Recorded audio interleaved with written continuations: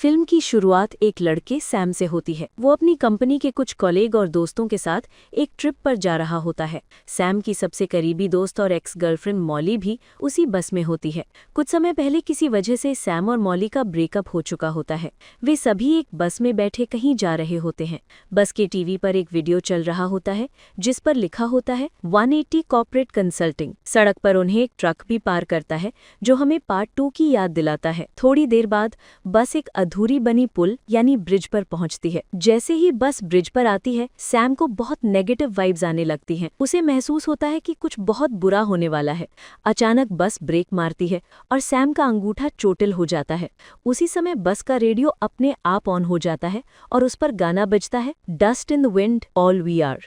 ये एक तरह का क्लू था, हवा, धूल और पुल के टूटने से जुड़ी हुई मौत। सैम समझ जाता है कि तेज हवा और ब्रिज का गिरना ही सबकी मौत की वजह बनेगा, पर वहां मौजूद कोई भी उसकी बात नहीं समझ पाता। तभी अचानक ब्रिज में दरारें पड़ने लगती हैं और वो टूटने लगता है। सब लोग जान बचाने के लिए बस से उतरकर भागने लगते हैं। सैम की एक फीमेल सहकर्मी नीचे गिरकर मर जाती है। उसका एक और साथी बस में ही रह जाता है और बस के साथ नीचे पानी में गिरकर मारा जाता है। सब इधर उधर भाग रहे होते हैं। सैम किसी तरह मॉली को पकड़कर ब्रिज के सुरक्षित हिस्से तक पहुंचा देता है। तभी उसे दिखता है कि पीछे एक दूसरी सहकर्मी मदद के लिए चिल्ला रही है। वो उसे भी पकड़कर ऊपर चढ़ाने की कोशिश करता है, लेकिन बिना चश्मे के उसे साफ दिखाई नहीं देता और वो नीचे पानी में गिर जाती है। वो अभी जिंदा ही होती है कि तभी ऊपर से एक कार आकर सीधे उस पर गिरती है और वो वहीं मारी जाती है। उनके बॉस और एक और सहकर्मी नाथिन भी भाग रहे होते हैं। अचानक एक स्टील की तार या केबल नाथिन को उछालकर दूर फेंक देती है। उसके बॉस पुल के किनारे से उल्टे लटक जाते हैं। तभी ऊपर से गरम गाढ़ा कोलतार उनके ऊपर गिरता है और वे भी मर जाते हैं। ब्रिज कुछ ही पलों में लगभग पूरी तरह तबाह हो जाता है। अब सिर्फ सैम और उसका दोस्त पीटर रेलिंग से लटके हुए होते हैं। दोनों ऊपर चढ़ने की कोशिश कर रहे होते हैं। तभी ब्रिज के कोनी पर खड़े ट्रक से लोहे की रॉड्स बाहर निकलती हैं और तेजी से आकर पीटर के शरीर को आर पार चीर देती हैं। सैम ऊपर चढ़ने की कोशिश करता है, लेकिन वो भी ज्यादा देर तक नहीं टिक पाता और बहुत बुरी तरह मर जाता है। अचानक सैम की आंख खुलती है। असल में ये सब एक भविष्य की झलक यानी प्रीमोनिशन थी। वो अभी भी बस में बैठा होता है, ब्रिज पर पहुंचा भी नहीं। बस ब्रेक मारती है, उसका अंगूठा चोटिल होता है।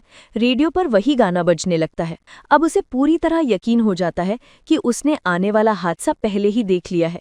घबराकर वो चिल्लाने लगता है कि ये ब्रिज टूटने वाला है, सबकी मौत हो जाएगी। लेकिन कोई भी उसकी बात पर भरोसा नहीं करता। फिर भी सैम मॉली को लेकर बस से उतर जाता है।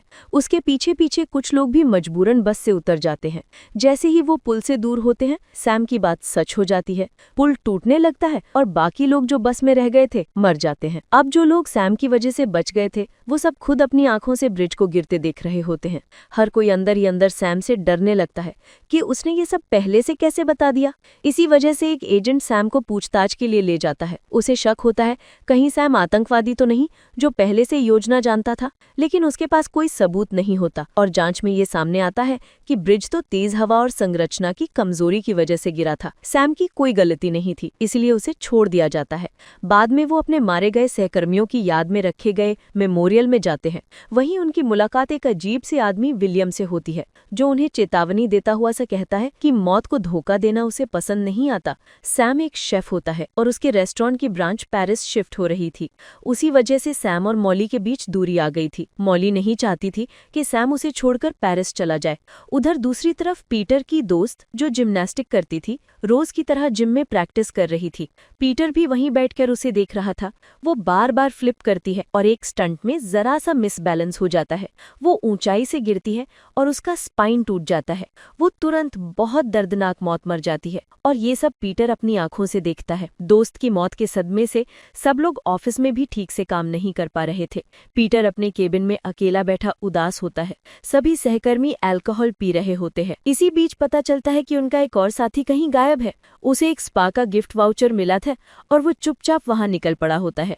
दूसरी महिला सहकर्मी डॉक्टर के पास चेकअप के लिए जाती है।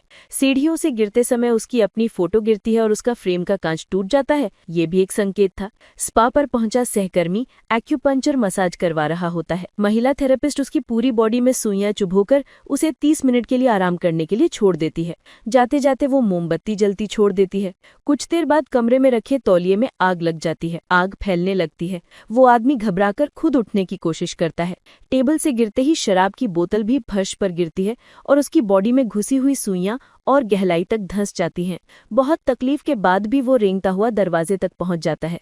उसी समय उसका मोबाइल वाइब्रेट होता है, जिसके झटके से मोमबत्ती गिरती है और पूरे फर्श पर आग फैल जाती है। किसी तरह वो आग से बच जाता है, लेकिन अगले ही पल ऊपर रखा हुआ बुद्धा का भारी स्टैचू गिरता है और उसके सर पर आकर लगता है, जिससे वो वहीं मारी जाती है। उधर ऑफिस में सैम और मॉली बातचीत करते हुए दोबारा पास आ जाते हैं। सैम मॉली से कहता है कि वो उसके साथ पेरिस चले और दोनों फिर से साथ होने का फैसला कर लेते हैं। तभी पीटर आता है और उन्हें बताता है कि स्पा गए दोस्त की भी मौत हो गई। तभी वो वहां पर फिर से विलियम से टकराते हैं।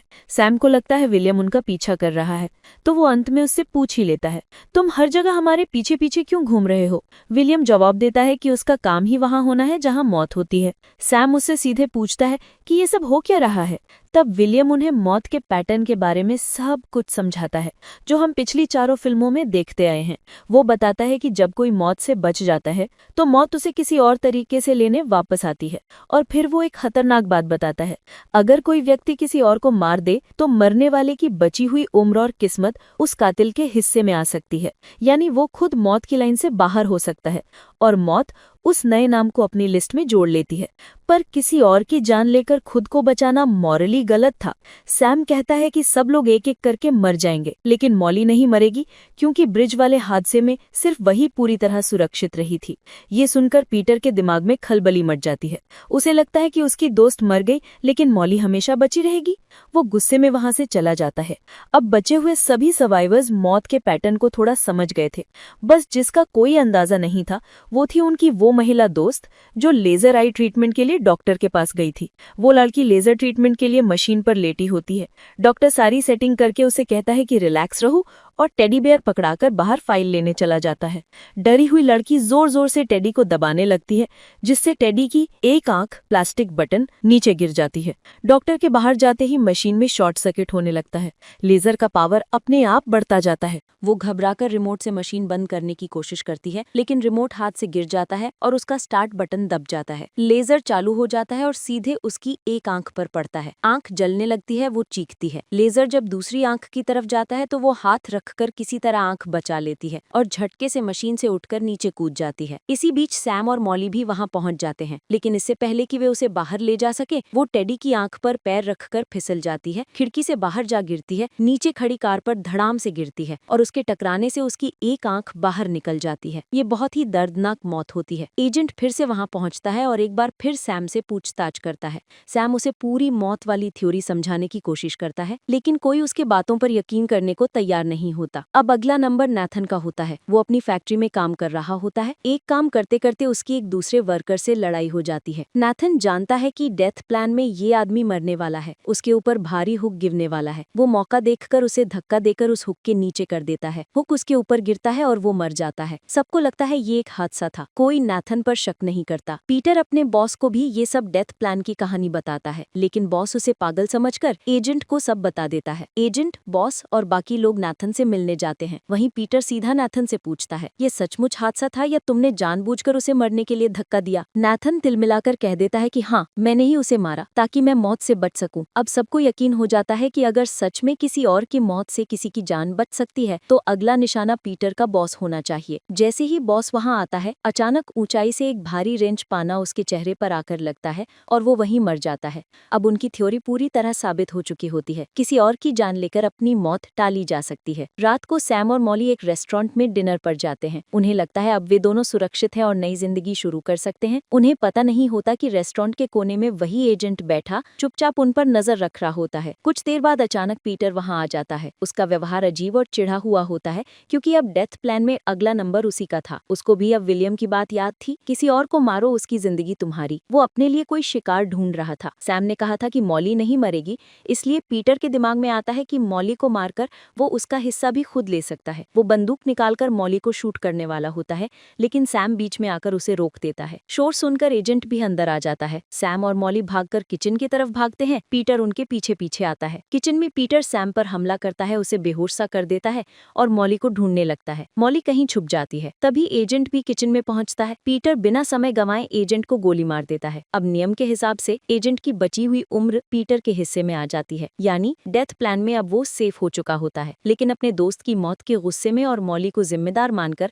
वो फिर भी मॉली को मारना चाहता है। वो जैसे ही मॉली को मारने बढ़ता है, तभी सैम होश में आकर पीछे से पीटर को मार देता है। यहाँ एक महत्वपूर्ण बात सामने आती है। जब पीटर ने एजेंट की जान ली थी तो एजेंट की जान पीटर के हिस्से में आई थी। अब सैम ने पीटर को मार दिया तो एजेंट की बची हुई जिंदगी अब सैम के हिस्से में आ जाती है। इसका मतलब अब सैम मौत की लिस्ट से बाहर हो चुका है। सैम और मॉली को लगता है कि अब वे दोनों पेरिस में चैन से अपनी जिंदगी जी सकते हैं। 2 हफ्ते बाद का सीन दिखाया जाता है। वे दोनों पेरिस जाने वाली फ्लाइट में बैठने की तैयारी करते हैं। प्लेन में बैठने के बाद सैम नोटिस करता है कि पीछे 2 लड़के झगड़ रहे हैं। ये कोई और नहीं बल्कि एलेक्स और कार्टर हैं, जो पार्ट 1 के मुख्य किरदार हैं। यहाँ बड़ा ट्विस्ट खुलता है। असल में ये पूरी कहानी पार्ट 1 से पहले की है, यानी ये मूवी एक प्रीक्वल है। प्लेन उड़ान भरता है। सैम अपने हेडफोन्स लगाकर म्यूजिक सुन रहा होता है। अचानक वही डस्ट इन द विंड वाला गाना फिर से बजने लगता है। उसी समय उसकी उंगली सीट से कट जाती है और उसकी धड़कनें तेज हो जाती हैं। सैम समझ जाता है कि अब मौत से बचने का कोई तरीका नहीं बचा है। ये वही फ्लाइट 180 है जैसे हमने पार्ट 1 में क्रैश होते देखा था। वो जानता है कि अब ये प्लेन फटकर गिरने वाला है और उनमें से कोई भी नहीं बचेगा। जैसा उसने सोचा होता है वैसा ही होता है। प्लेन क्रैश होता है और सैम सचमुच मर जाता है। अब सवाल उठता है कि अगर नैथन ने किसी दूसरे की जान लेकर अपनी मौत टाल दी तो सैम क्यों नहीं बचा, जबकि उसने भी पीटर की जान ली थी। इसका जवाब आखिर में मिलता है। एक सीन में नैथन अपने उस सहकर्मी के मेमोरियल पर जाता है जिसे उसने हुक के नीचे धक्का देकर मरवाया था। वहाँ एक दूसरा वर्कर उसे बताता है कि जिस आदमी को तुमने मारा उसे ब्रेन ट्यूमर था और डॉक्टरों के मुताबिक वो वैसे भी कुछ दिनों में मरने वाला था। यानी नैथन ने जिसकी जान ली उसकी बची हुई उम्र बहुत ही कम थी। ठीक उसी समय फ्लाइट 180 का लैंडिंग गियर टूटकर नीचे गिरता है और उसी के ऊपर आकर गिरता है। नैथन की भी मौत हो जाती है। इस तरह पूरी सीरीज और ये फिल्म दिखाती है कि मौत की मास्टर प्लानिंग से कोई सच में नहीं बच सकता, चाहे इंसान कितनी भी चालाकी क्यों ना कर ले।